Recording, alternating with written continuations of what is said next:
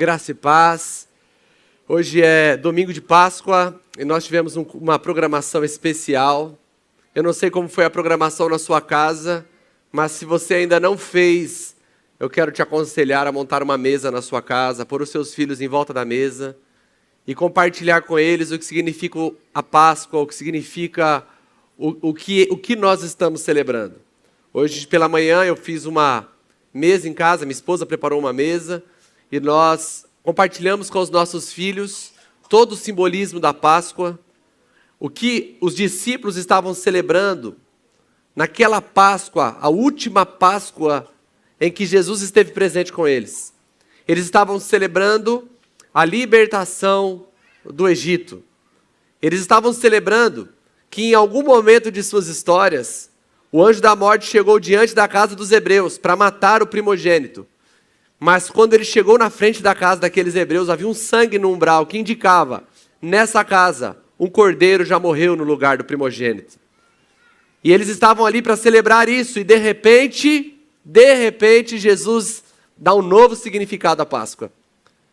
E Jesus diz que o corpo dele era o corpo que seria partido no lugar dos discípulos, e que o sangue dele seria vertido no lugar dos discípulos. Isso quer dizer que quando o vingador do sangue, o anjo da morte, chega em nossas vidas, ele vê a marca do sangue de Jesus e diz, no lugar dele alguém já morreu. Ele não precisa morrer porque alguém já sofreu o que ele precisava sofrer.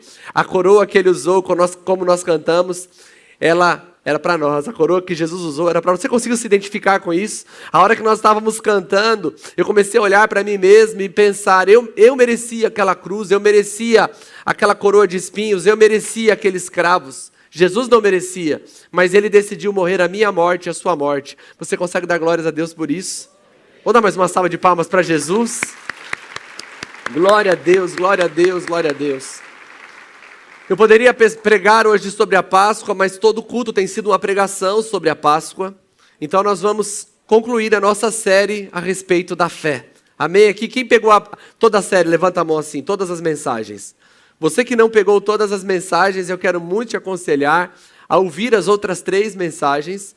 E hoje nós concluímos essa série e esperamos para ver quais serão as cenas dos próximos capítulos de Deus para as nossas vidas e para a nossa comunidade. Nós temos falado de fé durante 3 semanas e agora a 4ª semana. E nós tentamos abordar a fé de uma maneira bem ampla. Eu não considero que nós esgotamos o assunto sobre a fé. Eu não acredito que nós conseguimos abordar todos os aspectos, porque é um assunto muito amplo, muito extenso. Mas eu acredito que a forma que nós abordamos a fé, ela dá uma sustentação muito sólida para nós que queremos crescer nesse assunto. E nós usamos, durante toda a série, o texto que está no Evangelho de Marcos, no capítulo 11, a partir do verso 20, nós vamos continuar usando esse texto. Marcos 11, a partir do verso 20, nós vamos ler na NVI. O texto diz assim: de manhã, ao passarem, viram a figueira seca desde as raízes. Pedro, lembrando-se, disse a Jesus: Rabi, vê a figueira que amaldiçoaste secou. Jesus respondeu: tenham fé em Deus. Em verdade lhes digo que se alguém disser a este monte, levante-se e atire-se no mar, e não duvidar no seu coração, mas crer que acontecerá o que diz, assim lhe será feito. Portanto eu digo que tudo que pedirem em oração, creiam que receberão, e assim sucederá. Quando estiverem orando, se tiverem alguma coisa contra alguém, perdoe-no para que também o Pai Celestial perdoe as transgressões de vocês. Eu não queria ser tão repetitivo na explicação do contexto desse texto. Mas nós percebemos aqui que nem todos pegaram todas as mensagens. Então nós precisamos contextualizar. No verso 13 e 14 do mesmo capítulo 11, Jesus está indo de Betânia para Jerusalém. Ele encontra uma figueira folhada. Ela estava folhada porque as figueiras naquela região florescem em março, dão fruto pleno em junho. E nesse momento era abril, mesmo momento que nós estamos agora.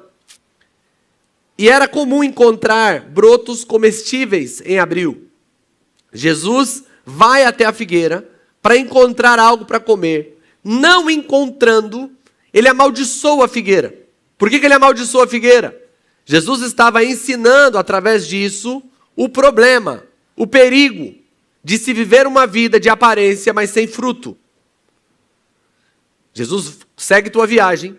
Na volta, Pedro percebe que o que Jesus tinha falado à figueira tinha se materializado. A figueira tinha secado até a raiz. E então Pedro, espantado, aponta para o fato daquilo ter acontecido, e Jesus já não volta mais no ensino da figueira, e ele agora entra no ensino sobre fé. E ensinando sobre fé, Jesus dá pelo menos 4 sentenças nesse texto. A primeira sentença que Jesus dá é: tenham fé em Deus. Foi sobre essa sentença que nós trabalhamos a primeira mensagem da série. Que nós apontamos a principal diferença entre a fé bíblica e a fé que não é bíblica. A fé que é bíblica, ela é amparada e ancorada em Deus, no poder de Deus, no caráter de Deus. E a fé que não é bíblica é ancorada, amparada em sua própria atitude positiva. A isso chamamos de fé na fé. É quando a pessoa ela aplica fé na própria atitude de ter fé. Não tem um garantidor por detrás das palavras. Não tem alguém que sustenta as palavras. E nós não cremos no poder da palavra de forma vazia. Cremos na palavra porque nós cremos num garantidor daquilo, que tem poder para fazer aquilo. E então, na segunda mensagem, falamos que era importante conhecer a vontade desse garantidor. Para que então pudéssemos orar e aplicar fé segundo a vontade dele. Também falamos que a fé precisa extravasar para a ação. Tiago vai dizer que a fé sem obras é morta. Quando Jesus diz que nós podemos falar sem duvidar, ele está mostrando que aquela fé que está no coração, ela precisa alcançar as nossas palavras e ela precisa alcançar as nossas atitudes. Na semana passada, nós falamos sobre aplicar fé para as coisas do dia a dia. E fomos encorajados a viver por fé. A crer em fé para a cura, em crer na fé para as nossas relações de trabalho. E nós mostramos que a Bíblia tem promessas para essa área. E a partir do momento que a Bíblia promete, nós podemos crer. Mas não daquele jeito que algumas pessoas têm ensinado, no sentido de que se a palavra diz, você ordena para Deus e Deus te obedece. Porque a fé não nos torna senhor de Deus. Ainda assim teremos a possibilidade de ouvir um não de Deus. Quem aqui já ouviu um não de Deus? Ao ouvir o não de Deus e continuar, também falamos que sua fé é provada. E então, aprovada. Porque a fé não é provada quando as coisas dão certo. A fé é provada quando Deus diz não e você continua crendo nele. Foi bem resumido, irmãos? Porque você que estava aqui todas as mensagens, ficou bem claro para você as 3 primeiras mensagens, certo? Agora nós vamos nos concentrar no quê? Na última sentença. Jesus diz assim na sua última sentença que nós devemos perdoar quando nós estivermos orando. Olha o verso 25 de Marcos 11. Quando estiverem orando, se tiverem alguma coisa contra alguém, perdoe-no, para que também o Pai Celestial perdoe as transgressões de vocês. A inserção do assunto perdão, no meio de um ensino sobre fé, pode nos ensinar muitas coisas. A primeira delas é que perdão é um assunto prioritário em toda a Escritura. Ou seja, nós estaremos falando de fé, teremos que pensar em perdão.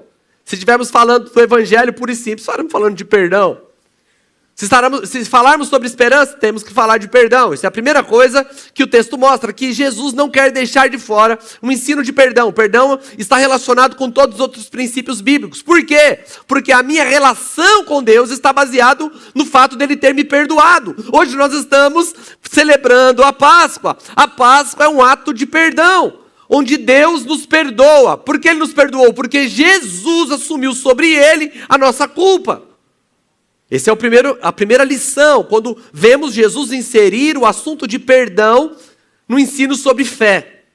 Mas uma segunda possibilidade, e essa eu também acredito ser tão real quanto a primeira, é que a fé não está sozinha. A fé precisa se relacionar com outros princípios. Eu quero te mostrar isso. Na segunda carta de Pedro, capítulo 1, do verso 5 ao 9. Preste atenção no texto. Segunda de Pedro, capítulo 1, verso 5 ao 9. Por essa razão, empenhem-se para acrescentar à sua fé a virtude. E a virtude, o conhecimento. Ao conhecimento, o domínio próprio. Ao domínio próprio, a perseverança. A perseverança, a piedade. A piedade, a fraternidade, o amor.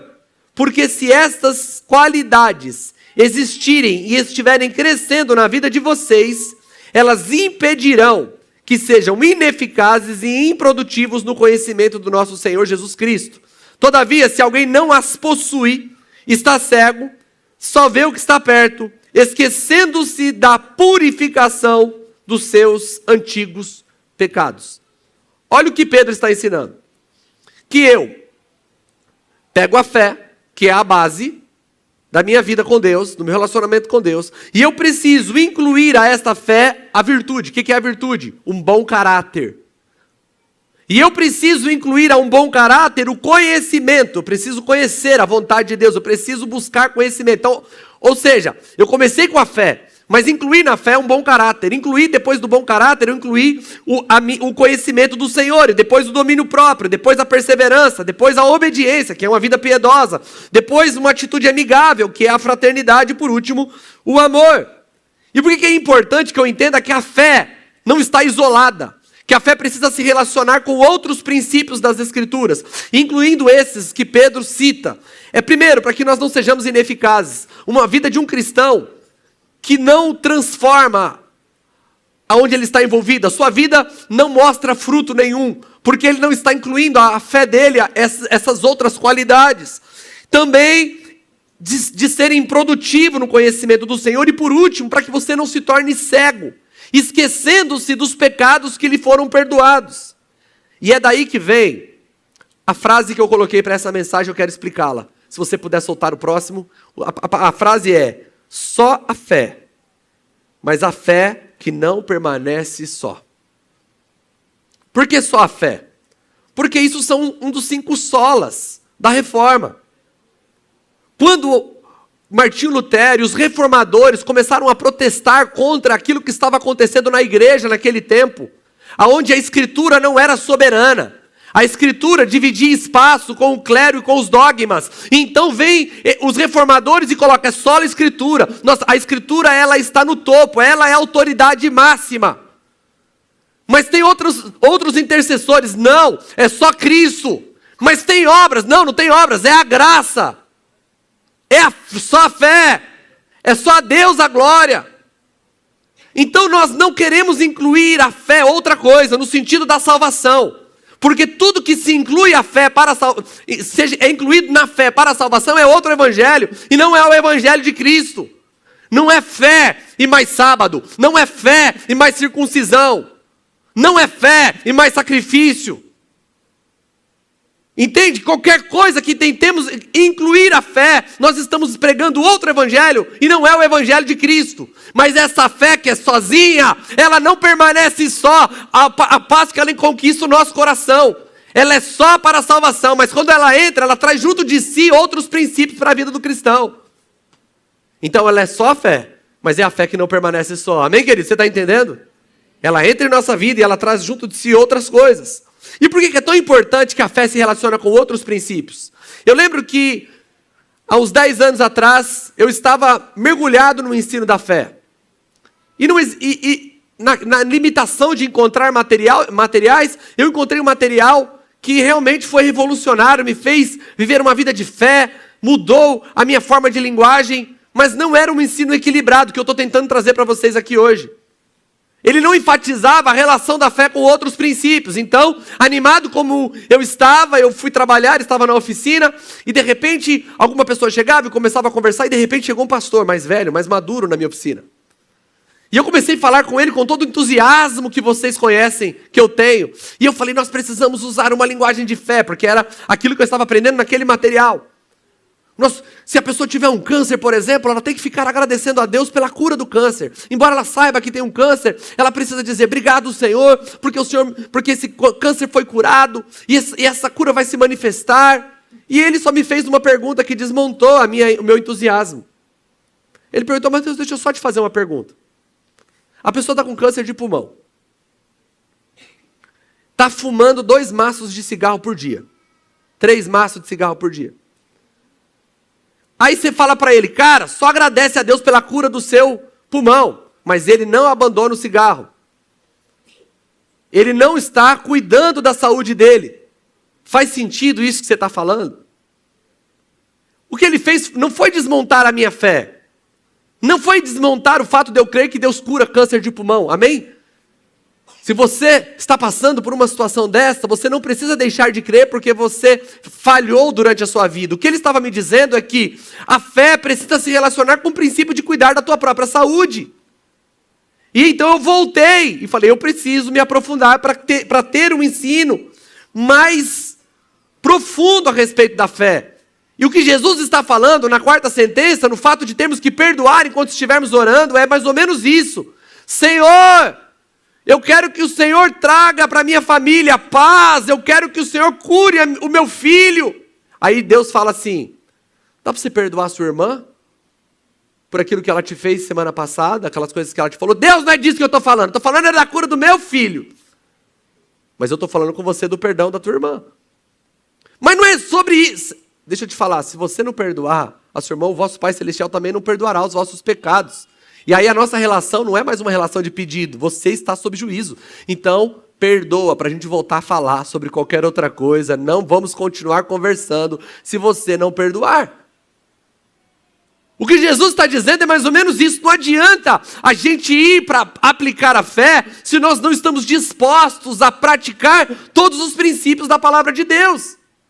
É sobre isso que Jesus está falando. Agora perceba que se você não perdoa, a sua relação com Deus não é uma relação fluida, de quem chega pedindo, crendo que vai receber. Você precisa perdoar, e essa é a relação entre o perdão e a fé. E eu acredito que podemos extravasar esse conceito para várias áreas de nossas vidas. Nós podemos extravasar para a saúde, para a prosperidade, para a salvação e bem-estar da nossa família. Podemos extravasar para a nossa segurança.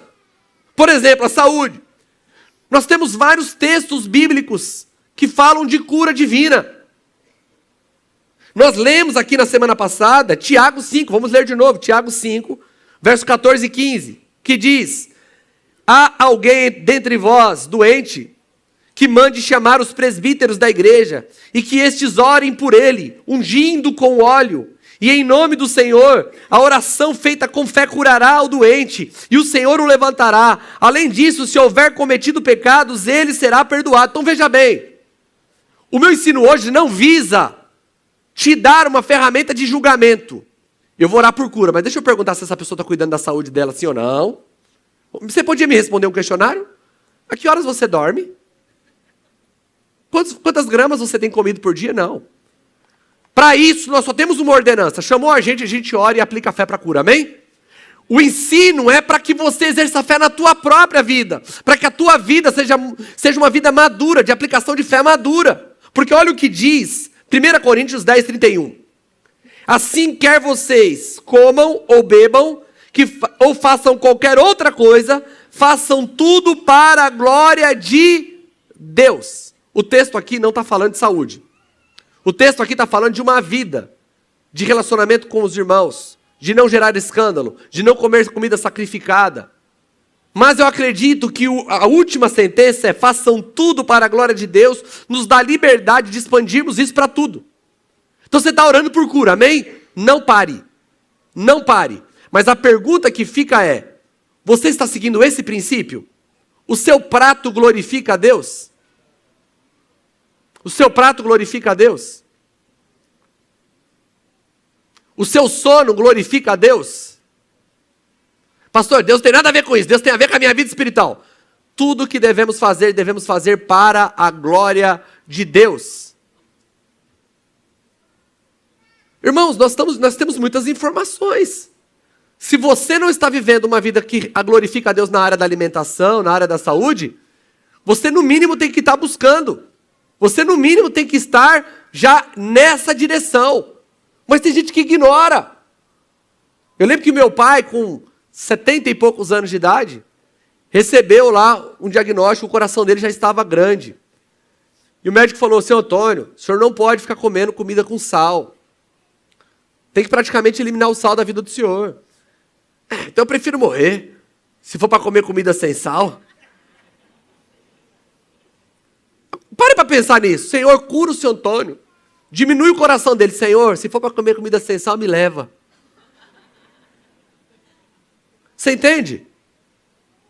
A sua vida glorifica o Senhor. Você está trabalhando nisso? Ao horário que você dorme, ao horário que você acorda. Pastor, está querendo controlar a minha vida? Eu não. Você dorme a hora que você quiser. Você acorda a hora que você quiser. Você come o quanto você quiser. A pergunta é se o que você está fazendo glorifica o Senhor. É só isso. Porque nós temos que associar à nossa fé os princípios bíblicos de saúde. E nós não podemos reclamar nos nossos dias, nós temos informação suficiente. Lógico que as informações são diversas, né? E cada dia, comer maçã é bom, daqui a pouco outro fala, comer maçã é ruim, o outro fala, irmão, é uma bagunça, tomar leite é ruim, daqui a pouco tomar leite é bom, não dá pra... Comer ovo era coisa maravilhosa, agora tem gente que comer ovo não é bom, irmão, não estou falando desse tipo de coisa. Procura um profissional sério. E se você tem artigos sérios para ler sobre isso, e você sabe o que você tem que comer também, né, irmão? Mesmo que você não lê nada, você sabe o que tem que comer, não precisa... Dá para você saber o que é saudável e o que não é. A pergunta é, você está glorificando a Deus com a sua vida? Então, tenha fé, mas siga os princípios de cuidar da saúde. Eu lembro que eu ouvi uma história esses dias, e eu não sei quem a contou, mas eu lembro que eu ouvi de uma irmã que percebeu que o pastor estava muito cansado. O pastor estava assim, com olheira, meio cansado. Não sou eu, irmãos, eu estou bem, graças a Deus. Mas se você perceber, me avisa, tá? E a irmã chegou para o pastor e falou assim: pastor, o senhor está cansado. O senhor precisa tirar umas férias. Você precisa descansar. Nós precisamos de ser vivo, precisamos de ser bom aqui entre nós. Aí o pastor, querendo se justificar, falou assim: irmã, o diabo não tira férias, o diabo não descansa, como que eu vou descansar? A irmã olhou bem nos olhos dele, assim, era uma irmã madura, e falou assim: que pena, pastor, que a sua referência é o diabo. Porque Jesus descansou. Agora, qual é a tua referência? Qual é a tua referência? Irmãos, deixa eu dizer uma coisa aqui para nós pararmos de falar de saúde um pouco e partirmos para as outras coisas. Muitos dos milagres que nós pedimos ao Senhor poderiam ser evitados se nós tivéssemos seguido os princípios. Em todas as áreas. Muitos milagres que você precisa hoje não precisariam ser pedidos se você tivesse obedecido princípios. Amém? Isso se aplica à prosperidade? Claro. Nós aprendemos que prosperar é conseguir, é ter êxito naquilo que fazemos. Podemos orar por prosperidade? Vamos ler. Terceira carta de João, capítulo 1, verso 1 e 2. Na revista e atualizada. Terceira carta de João, capítulo 1, verso 1 e 2. O presbítero, quem? O próprio João, ele está falando dele mesmo. O presbítero, ao amado Gaio, a quem amo na verdade, amado, acima de tudo. Quando vocês me verem falando amado, lembra que eu estou aprendendo com o João, tá? Amado, acima de tudo, faço votos por tua prosperidade e saúde, assim como é próspera a tua alma. A palavra, ele usou o termo faço voto, que é o termo grego, eu chamai, que significa pedir a Deus, orar. O que João estava falando é: Gaio, eu tenho orado por tua prosperidade e por tua saúde, para que essas áreas de sua vida sejam tão prósperas, como também é próspera a tua alma. Olha que oração linda, irmãos. Olha que fala linda para um amigo. É o que João está falando para Gaio. Agora, pedir por prosperidade e não aplicar os princípios de trabalho, não faz sentido. Olha o que está escrito em Efésios 4, 28. O que furtava, não furte mais. Antes trabalhe fazendo o que é bom com as próprias mãos, para que tenha o que repartir com quem estiver em necessidade. Ou seja, eu tenho que trabalhar, não é só para ter para mim, tá, irmãos? Então você está orando assim, ó: Senhor, me dá só o necessário para mim. Tua oração está errada. Porque é uma oração egoísta.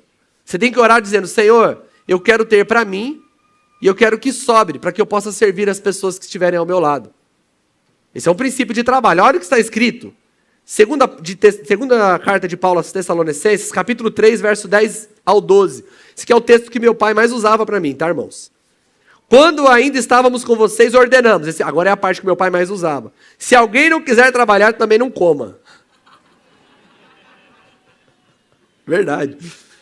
Mateus, leva esses 1000 tijolos lá para cima. Pai, 1000 tijolos. Minha casa tinha 32 degraus.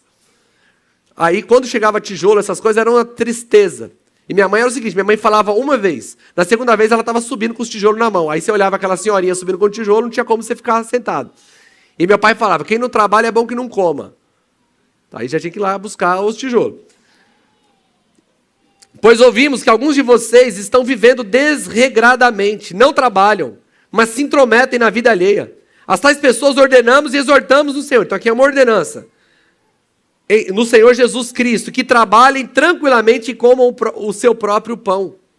Irmão, não tem como orar por prosperidade se você não está afim de trabalhar. Não, mas eu vou fazer uma oferta especial para que esse ano seja uma bênção. Amém, faça oferta, creia, mas acorde mais cedo que todo mundo, dorme mais tarde que todo mundo, estude, se envolva, aprenda. Ah, eu quero ser próspero. Irmão, você está olhando para Deus como se fosse um gênio da lâmpada mágica. Eu vou aplicar fé, vou passar a mão. Irmão, você pode ver, a maioria das pessoas que ganham na loteria ficam pobres de novo. Porque não tem a ver com receber algo extraordinário, tem a ver com se tornarem alguém que sabe lidar com esses princípios. Então, muitas vezes o milagre que você precisa não é um depósito esporádico em tua conta que pague todas as suas dívidas. O que você precisa é uma mudança, uma transformação de mentalidade e de caráter. Por isso é que você precisa associar à fé os princípios de trabalho. Isso se aplica à nossa família, à salvação dos nossos filhos? Claro. Atos 10, 16, verso 30 ao verso 31. Então levou-os para fora e perguntou, senhores, que devo fazer para ser salvo? E eles responderam, creiam no Senhor Jesus e serão salvos, você e os da sua casa. Irmãos, podemos aplicar fé para a salvação dos nossos filhos, sim ou não? Sim ou não? Sim. O texto está dizendo. Está lá o carcereiro, prendeu Paulo e Silas, eles cantaram à meia-noite, veio um terremoto, quebrou todas as cadeias, todos os presidiários, não sei se poderíamos dizer isso para aquela época, mas todos os presos, todos os detentos foram soltos imediatamente. O carcereiro, temendo que algum fugisse, e ele teria que pagar com a tua própria vida, ele intenta tirar a própria vida. Ao que Paulo diz, não faça isso, e ele traz eles para fora, e ele pergunta o que farei para ser salvo. Então ele diz, crê no Senhor Jesus e serão salvos, você e os da sua casa. Olha, irmão, que promessa maravilhosa. Então eu aplico fé para a salvação dos meus filhos, amém? Eu sei que os meus filhos são pecadores, porque filho de peixe é peixinho, mas filho de crente é pecador, amém? E isso serve para quê? Isso serve para que eu não desista deles. Isso serve para que eu não ignore os erros dos meus filhos. Porque tem pai que pensa que o filho é anjo. Seu filho fez isso. Impossível, impossível. É possível, irmão. Muito possível. Muito possível mesmo que ele tenha feito o que alguém te contou que ele fez. Você não deve ficar chateado, não. Saber que o filho é pecador é para você não ficar magoadinho quando você descobrir que ele fez uma coisa que você nunca ensinou. Eu nunca ensinei isso, como que ele falou isso, como que ele agiu dessa maneira. O Nicolas, irmão, o Nicolas tem 2 anos de idade. Aí a gente estava filmando ele esses dias, ele jogando os brinquedos atrás de um lugar que não podia jogar. Ela fala assim, Nicolas, não estou fazendo nada. Da onde vem a fonte disso? É o pecado. É o pecado. Saber que meu filho é pecador me dá o desafio de evangelizá-lo. Mas eu não sei só disso, eu também sei que Deus vai salvar a minha casa. Então eu também trato meus filhos como alvo da graça e do amor de Deus. Agora, é só isso? É só um jogo de acreditar ou não acreditar? É só um jogo de fé ou não ter fé? Não, tem princípios envolvidos na criação dos filhos. Olha o que está escrito em Deuteronômio capítulo 6, versos 6 ao 9. Que todas essas palavras que hoje lhes ordeno estejam no seu coração. Ensine-as com persistência aos seus filhos. Fale sobre elas quando estiver sentado em casa, quando andar pelo caminho, quando se deitar, quando se levantar. Amarre-as como um sinal nas mãos e prenda-as na testa. Escreva-as nos batentes das portas de sua casa e em seus portões. Eu aplico fé para que meus filhos sejam salvos. Mas eu tenho que contar história quando a gente for dormir. Eu tenho que dar um ensino quando a gente acordar. Essa semana, preparando essa mensagem, não pense que é só você que é afetado pela palavra. Falei para minha esposa, a partir de semana que vem, nós vamos separar 3 dias da semana para nós fazermos culto doméstico. Não vai ser só as histórias à noite. Nós vamos sentar em volta da Bíblia, nós vamos estudar a Bíblia junto. Porque eu estou aplicando fé, mas eu ainda talvez não esteja aplicando os princípios que a Bíblia me ensina da maneira que tem que ser. Provérbios, capítulo 22, verso 6 diz: instrua a criança no caminho que deve andar, e mesmo com o passar dos anos, não se desviará dele. Muitas pessoas pensam que isso é só uma promessa, muito mais que promessa. Provérbios não é um livro de promessas, é um livro de instruções. Quando nós olhamos, nós temos que ensinar os nossos filhos agora, e não é o caminho, é no caminho, é andando com eles, é pegando nas mãos, é pedindo perdão quando você falha, é pedindo perdão para tua esposa quando você grita com ela na frente dos seus filhos, é pedindo perdão para o seu marido quando você grita com ele na frente dos seus filhos, mostrando que não é assim que se comporta e que é só Jesus que pode mudar as nossas atitudes.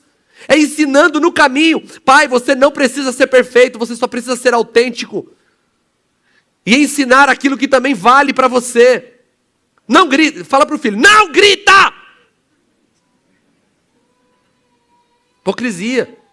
Hipocrisia, nós somos hipócritas. Nós precisamos mudar as nossas atitudes para que os nossos filhos recebam uma mensagem verdadeira e autêntica. Olha o que está escrito em Provérbios 13, 24. Quem retém a vara odeia o seu filho. Quem o ama buscará discipliná-lo. Olha o que está escrito em Provérbios 22, 15. A insensatez está ligada ao coração da criança, mas a vara da disciplina a livrará dela. Irmãos, deixa eu falar uma coisa para você. Tem muito cristão que está criando o teu filho baseado em técnicas modernas, de psicólogos que não são cristãos, de ideias que nasceram há menos de 100 anos. Deixa eu dizer uma coisa, entre a palavra de Freud e a palavra de Jesus, você precisa ficar com a de Jesus. Entre a palavra de qualquer outro autor, você precisa ficar com a de Jesus, você precisa ficar com das Escrituras. Você pode buscar conhecimento paralelo, isso pode te ajudar em outras áreas, isso pode te servir, mas deixa eu dizer, quando isso é confrontado com as Escrituras, qualquer coisa que confrontar-se com a Escritura precisa perder.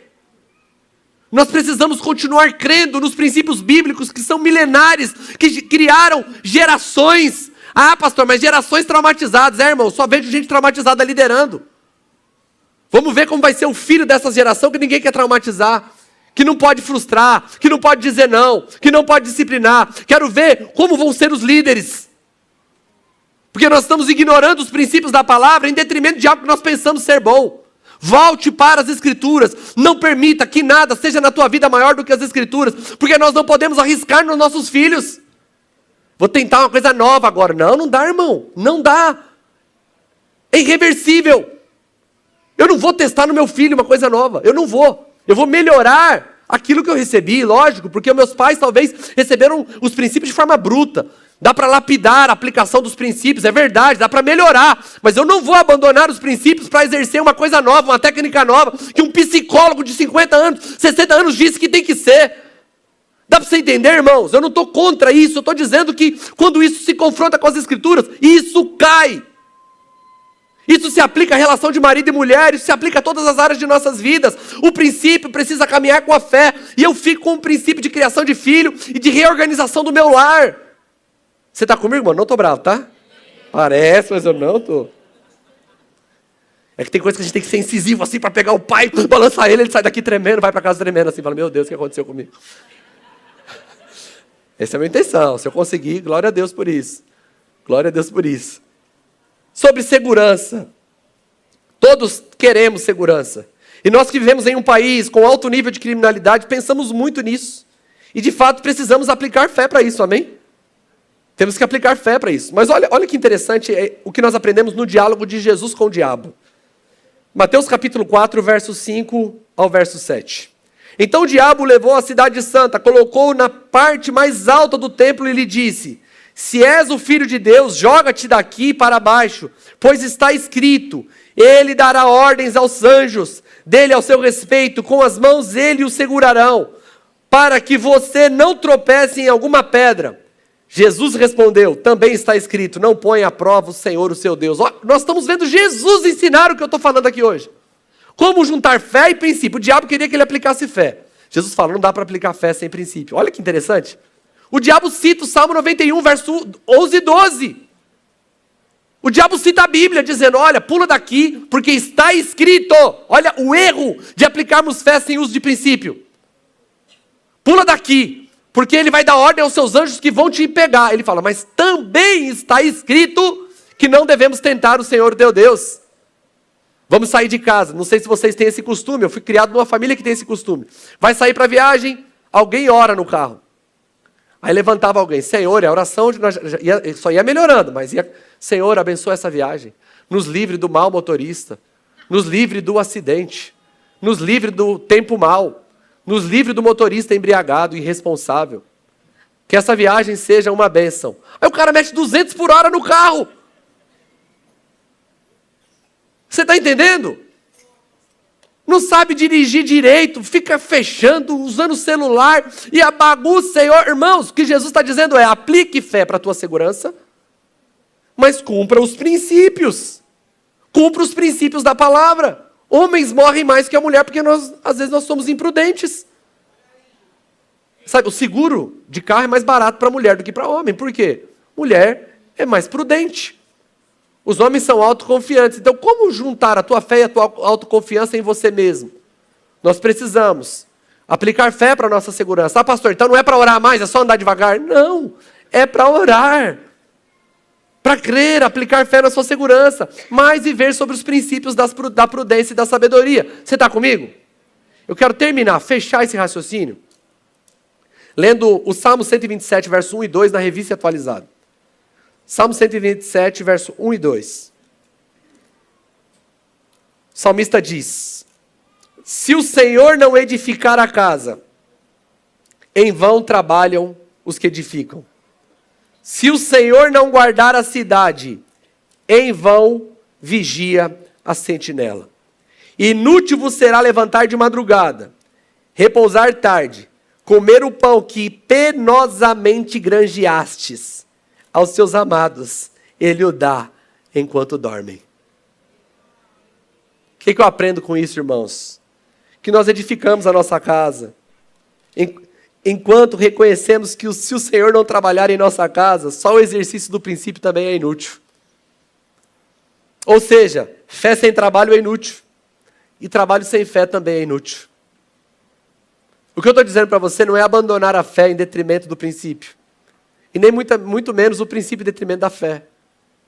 É você entender que, se o Senhor não edificar a casa, Ele não está dizendo que nós não devemos trabalhar. Ele está dizendo que se o Senhor não edificar a casa, o nosso trabalho de edificar a casa é vão.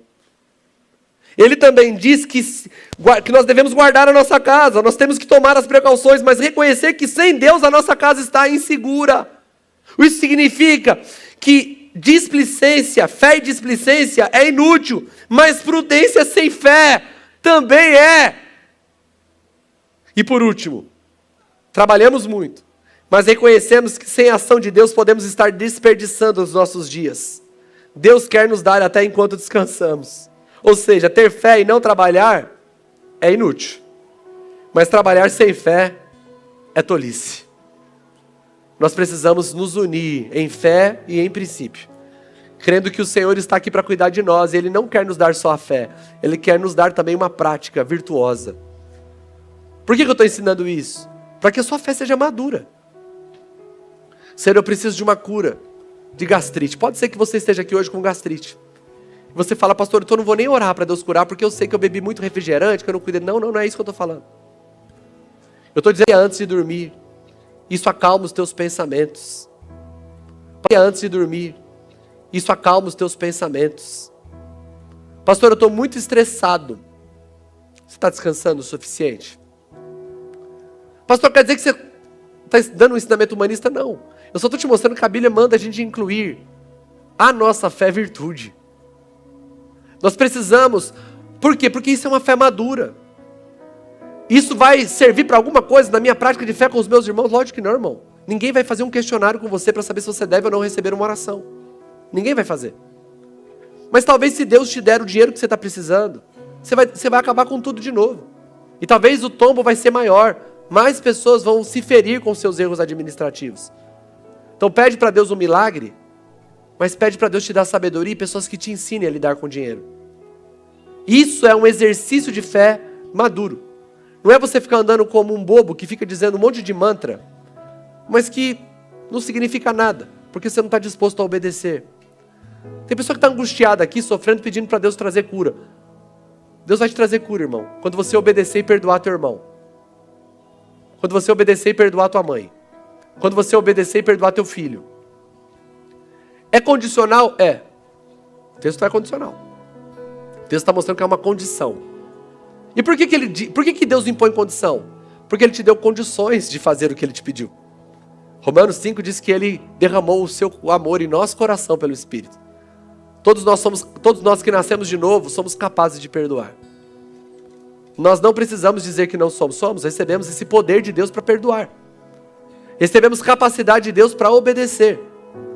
Então eu não quero que você saia daqui dizendo, primeiro eu vou consertar minha vida para depois eu aplicar a fé. Não, eu vou aplicar a fé e vou consertar. Porque a mesma fé que eu uso para pedir, é a mesma fé que eu vou ter que usar para ser transformado. Porque talvez você já tentou e não conseguiu. Talvez você já se esforçou e não conseguiu. E não é esforço, é fé. O mesmo Deus que te pede é o Deus que te transforma. Então não é fé e esforço, é fé e fé. Só que é fé naquilo que eu peço e fé na transformação que eu preciso. Você pode orar hoje para ter fé, para ter aquilo que você está pedindo. Mas aplica a mesma fé para dizer, Senhor, me ajuda. Porque eu sei que isso está destruindo a minha saúde.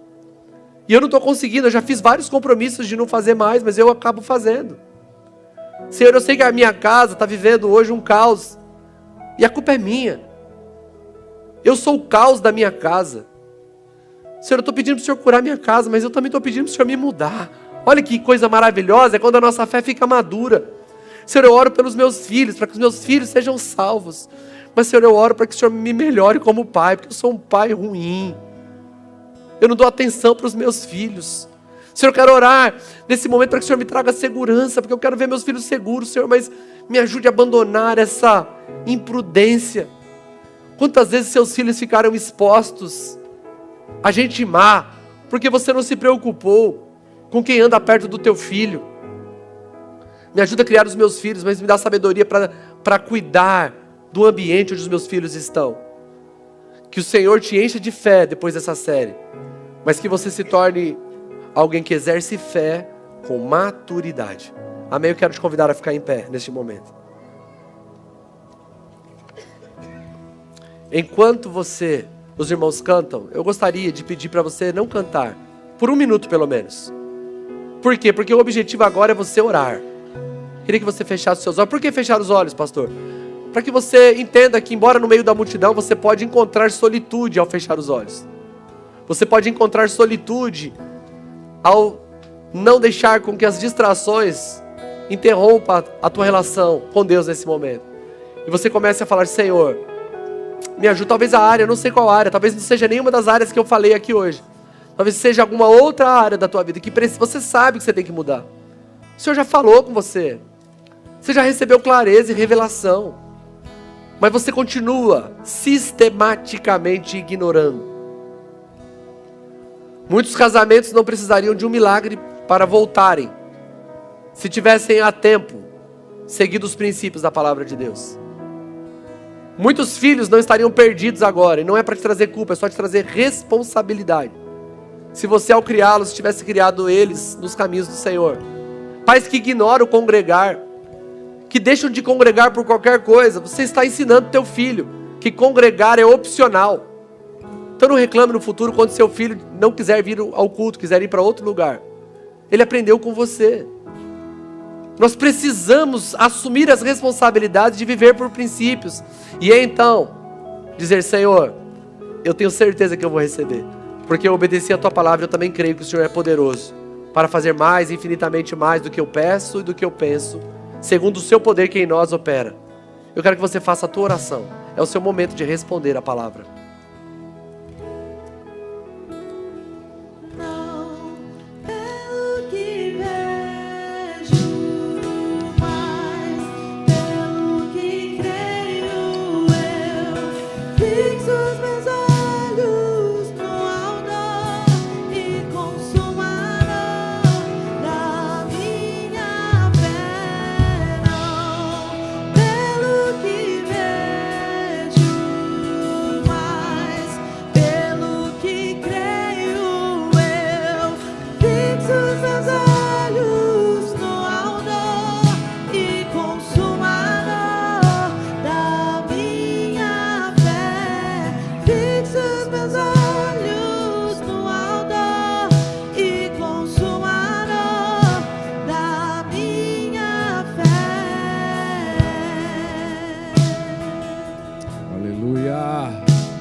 Você pode aplaudir o nome do Senhor Jesus?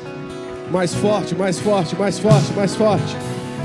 Quem que aí vai aplicar fé a partir de hoje, nesse momento?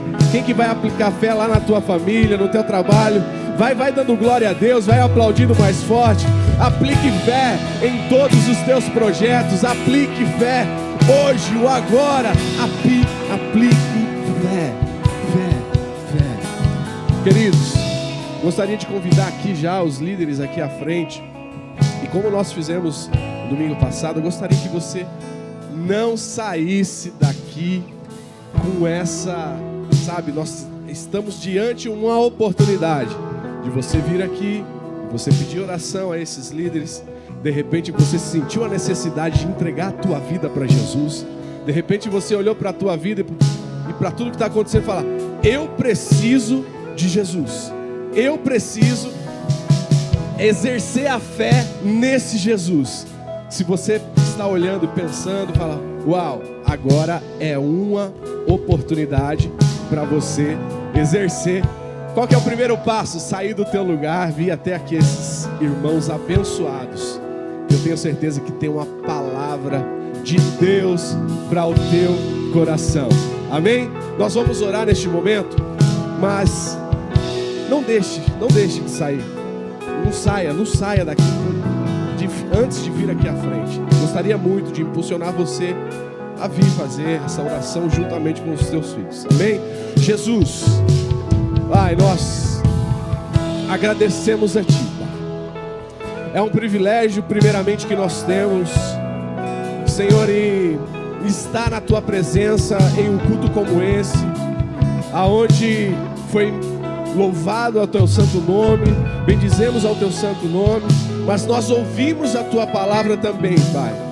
E é através, Senhor, deste momento, enquanto estamos ouvindo a Tua palavra, que é gerado dentro de nós essa fé. Então nós estamos ouvindo o Senhor falar através das Escrituras, Pai, e esta fé vai nos impulsionar a ter um encontro a mais contigo, Pai. Eu oro, Senhor, pelas famílias que estão aqui. Senhor, eu oro pelas pessoas que estão representando as suas famílias neste momento. Eu oro, Senhor, por todos os projetos dos teus filhos.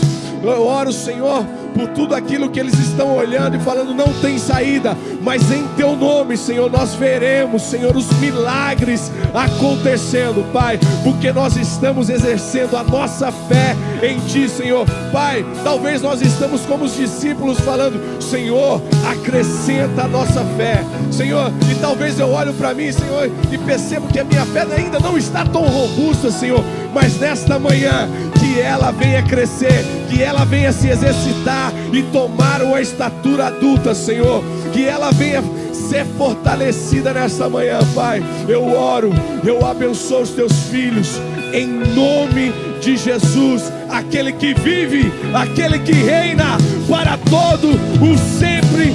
Amém, amém e amém, aleluia. Que a graça do nosso Senhor Jesus, o amor de Deus e a comunhão do Espírito Santo seja com todos vós, desde agora e para todo sempre. E todos dizem, que Deus abençoe vocês.